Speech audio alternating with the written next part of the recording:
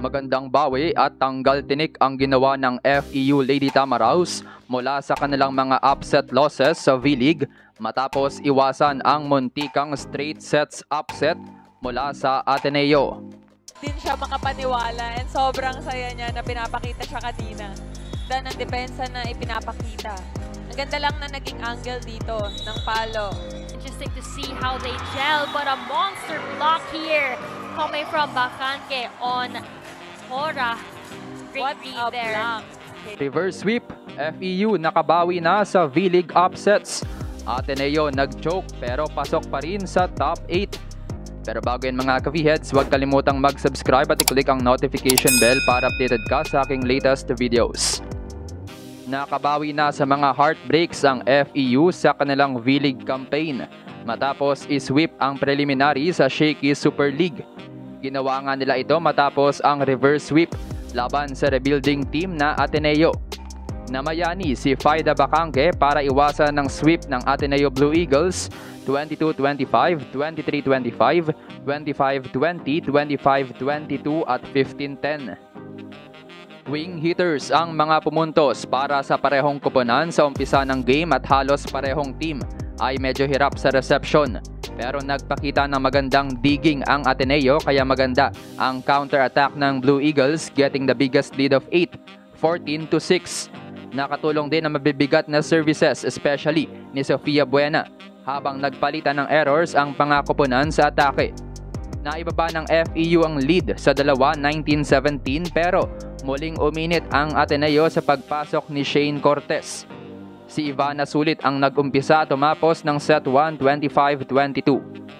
Hot start ang Blue Eagles sa second set 4-1 pero maagang nakabalik ang FEU dahil sa magandang opensa led by Sheila Kiseo, 7-1 run para sa Tamaraws. Mas magandang atake nga pinakita ng FEU kumpara sa set 1 pati na yung floor defense. Pero binawi agad ng Ateneo ang lead sa dulo ng set dahil sa aggressiveness sa opensa. Naging consistent ang Blue Eagles at tinapos ni J-Lo de los Santos ang second set 25-23. FEU naman ang may magandang simula sa third set pero mas tight ang labanan this frame dahil mas maraming deadlock at halos palitan lang ng lead ang dalawang teams. Nakakuha naman ng momentum ang FEU sa kalagitnaan ng set at pinalobo ang lead sa 5 puntos.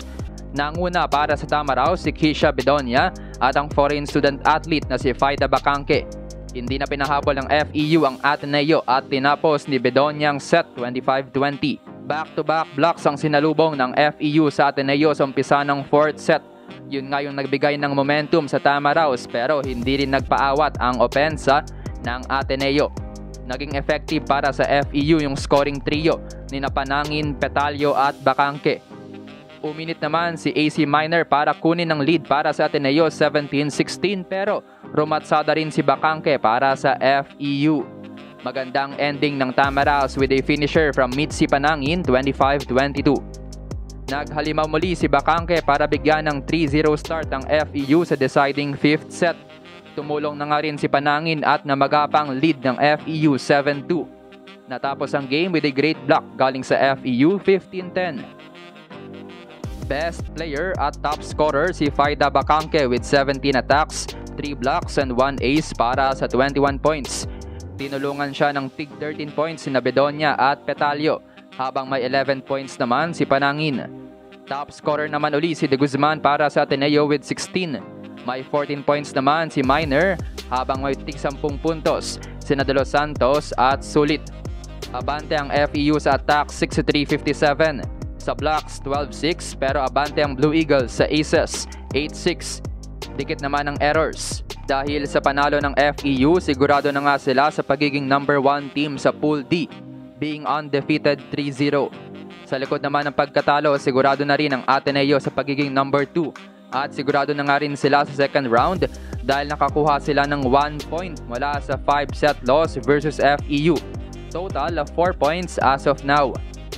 Mapupunta sa Pool F ang FEU sa second round kasama ang Adamson, CSB at probably ang UE. Habang ang Ateneo naman ay nasa Pool E kasama ang UST, Arellano at most probably ang NU. Sunod na match ng FEU ay sa October 14 laban sa number 1 team ng Pool B, ang Adamson 5 PM. Ang Ateneo naman ay may remaining match pa sa prelims laban sa winless na EAC ngayong October 1, 5 p.m. Sa iba pang matches, dinaig ng UE ang San Sebastian para makapasok sa second round 25-18, 25-20 at 25-20. Habang sinundan naman ng NCAA rivals Perpetual versus CSB ang 5-setter ng Ateneo FEU matapos makasurvive ng College of St. Benilde 24-26, 25-21, 21-25, 25-13 at 15-11. Benilde ang papasok sa next round habang laglag na ang V-League 4th placer na Perpetual.